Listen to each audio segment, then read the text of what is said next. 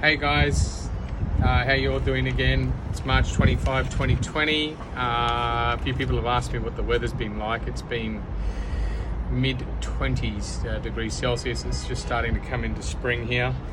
I'll just follow up a little bit about yesterday, about what I discussed, and give you guys a little bit more clarification with some things because people have been asking. I don't have a mask on today. You'll see that actually down in through here that I've actually got them hanging out on my balcony if I don't use them very much at all. To touch back on a little bit about yesterday about not showing symptoms for up to 14 days, the reason why that is the main reason why it's been so hard to treat and detect. To give you an indication what happened with SARS, the infection rate was a lot lower. The death toll was a lot higher, but people, when they began to show symptoms with SARS going back in 2003, when they started to show symptoms was then when they could be detected, and then when it could also, at that time, could be passed on to people. At the moment with the COVID-19 or the coronavirus, like I explained yesterday, you don't know for up to 14 days, on the very rare occasion it's been up to 19 days, to show any symptoms. So at that time when you already are infected, you can pass it on and nobody knows. So to give you an idea too, it's transmitted airborne through your respiratory tract and through your mucus system. Hence it is actually here, it's very important that people do wear masks.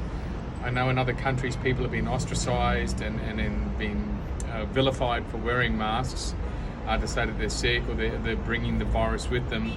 Here, everyone's done it for two reasons. Like I said yesterday, one is for their own safety. It's not the perfect protection, but it still gives you a layer of protection. And two, is to respect everybody else around you at the moment, especially when we're living in quite a built-up area with the high condensation of people. Masks at the moment, to give you an idea, what have been the best ones have either been the surgical masks or the N95s. Through a lot of the blogs and a lot of articles you probably read, are the best ones to actually use. The ones that are other types of masks or the fancy ones, the washable masks, they're not viable and they're not as protective. They might look good as a fashion statement, but they're not as useful as the N95 and the surgical mask, what everyone's been going on about. To bring up to how often do I use a mask, I normally use one of the surgical masks for about 8 to 9 hours. People say 4 to 5 hours. I use it about 8 to 9 hours. If I go out a couple of times a day, or over a couple of days and I'm only outside for maybe 5 or 10 minutes, I'll bring it up and hang it out. The third time I've used it, then I'll get rid of it.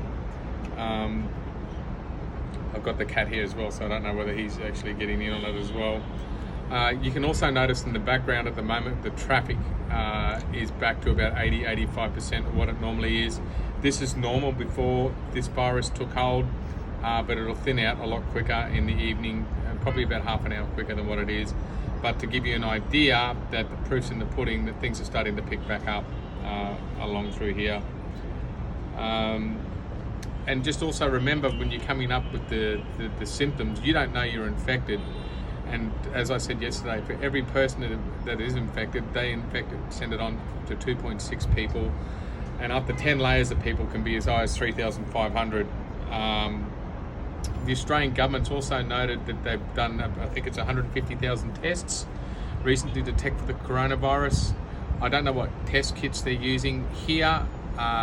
They've had people have been tested 2, 3, 4 times, have shown negative, a 5th time shown positive. Obviously, as they're still trying to work it out and see which is the best way for testing.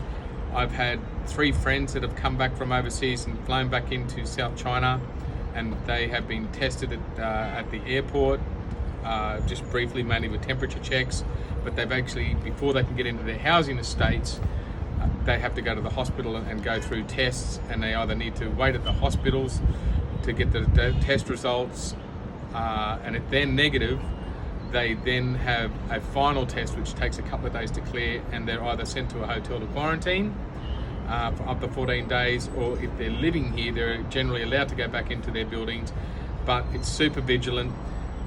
You need to register with your community, you need to register online with QR codes. even after a couple of days, if you test negative, you're not allowed outside for 14 days. They set up cameras outside your doors to make sure that you're not doing it and you're not breaking protocol.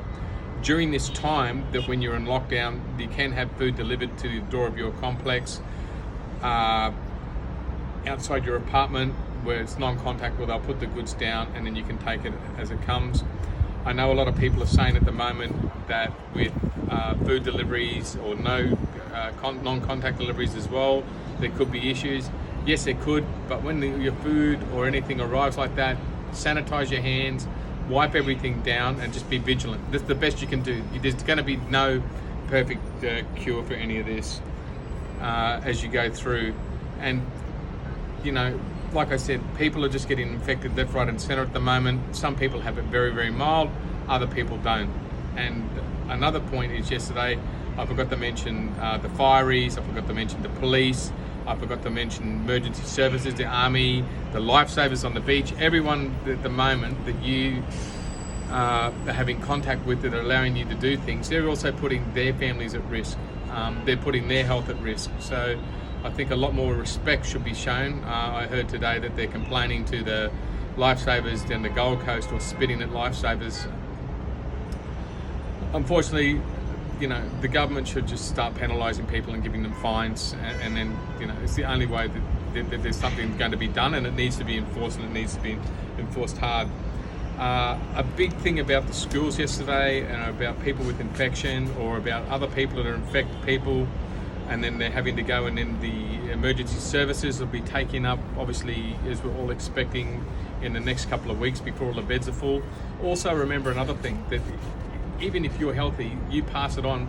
If a doctor or a surgeon or someone from the medical profession gets infected, they then have to isolate themselves for up to 14 days or possibly longer until they test negative. And the people that have been around them, they also need to isolate. So this is why at the moment, the longer it takes to shut down, the more risk of infection. It's just going to have a domino effect. It's just going to create a lot of issues. So quite quickly, you could start to run short of qualified personnel to take care of you during this time because of that reason. So I think everyone needs to have a little bit of a think about that as well, and understand that, you know, once you're done, once you test positive, you're isolated. Once other people that have been around those people, they then need to isolate themselves. That also means for a lot of the young ones, whether they've got kids or friends, you can't touch your kids. Your parents get sick and they're in isolation. You can't have any physical contact with them at all. So you need to understand this. You might be able to look at them through glass, but you're not allowed to touch them. So they've already had, obviously, a lot of people that have passed away that they haven't had to say their goodbyes finally, properly. So, you know, before you think that this doesn't apply to you, have a really good think about, you know, what sort of consequences can have.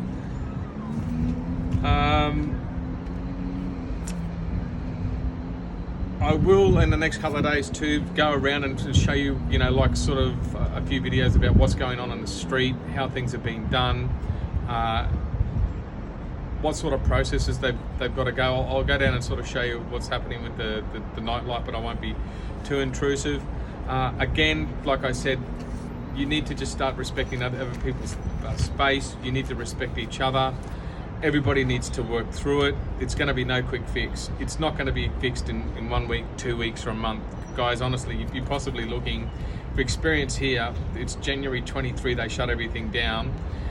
Yes, we're busy outside, but we still have restrictions, you know, on when we can eat, when business can open, when they can close, who has access to buildings, to doing deliveries.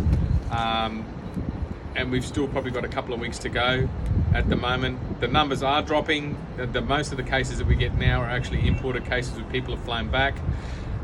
Super vigilant at the airport, where you'll get checked, you'll get tested, you'll get questioned, then you get immediately taken to either quarantine or to the hospital, get tests, and you're not allowed to go anywhere until your test proved. And then even if you are clear, you still need to stay in isolation for 14 days.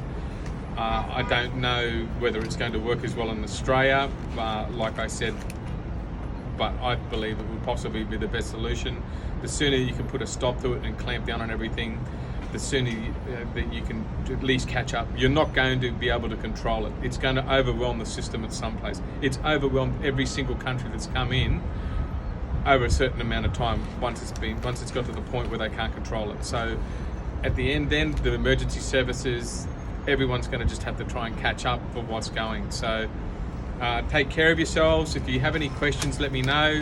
I know a lot of you guys at the moment don't have masks. There's a shortage. It'll catch up. How long it'll catch up? It took almost a month, actually over a month, probably 6 weeks before it caught up here to the fact where they're easily accessible. I do have some friends that I've known here for many years that know someone that owns a factory that's shipping them out. I will wait because he's already ordered to get some stuff in Australia. If he's happy and satisfied with what he's received, then I'll put you guys in touch because I want to make sure that there's going to be no issues. Anyway, guys, stay safe, take care of each other, be vigilant. Any other questions you've got, let me know because it's only just the beginning. It hasn't even peaked at the moment. It's going to get a lot worse before it gets a lot better. So people just need to pull in line. And you're right, shut it and shut it down now. Shut everything down and support the people that are there to save your lives because they're the ones that are also putting themselves at risk. Take care, guys.